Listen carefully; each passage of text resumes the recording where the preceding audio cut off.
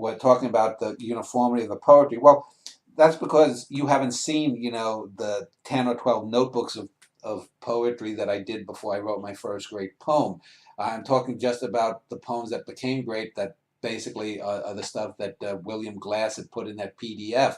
When it comes to my books, it's easier to point out the sustained nature of the books. I mean, I don't know how much farther you've read into a Norwegian in the family, but you can't read 100, 200 pages into that book without being just sort of like ripped into the writing and the narrative and whatnot. I'm getting to the point in this spy book that I've mentioned in other interviews too, where I'm coming to the end. I've got most of the chapters done, except for about 5 or 6 that I have to work on and fluff up, give it the sort of yeast, get it, and then I'll go through it. But I can tell this is going to be probably my third best book behind Norwegian and uh, the Vincetti brothers, but only because of size.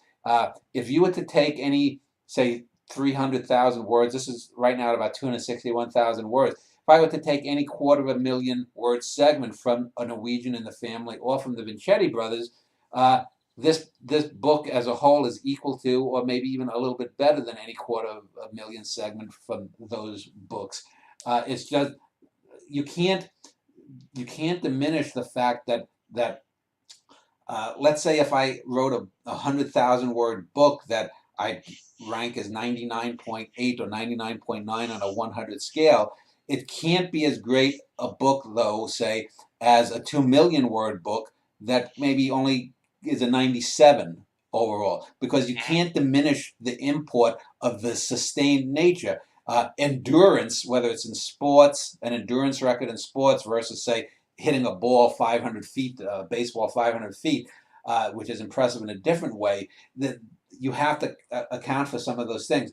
So I always, when I look at my poetry, it does have the ups and downs, even in that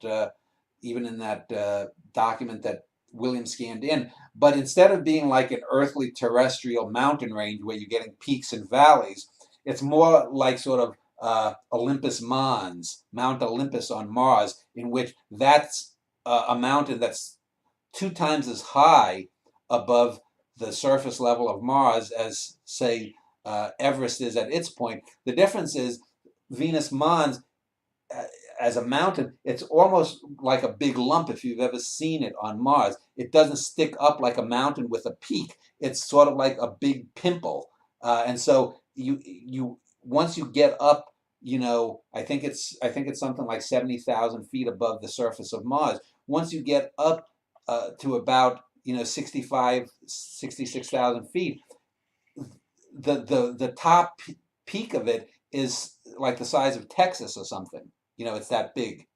So it doesn't look as impressive in a sense. If you were to look at Olympus Mons, the mountain, it doesn't look as impressive because it doesn't rise as sharply as Everest or the Matterhorn does. But it's larger and more spread out in that way. So that's the analogy I would use.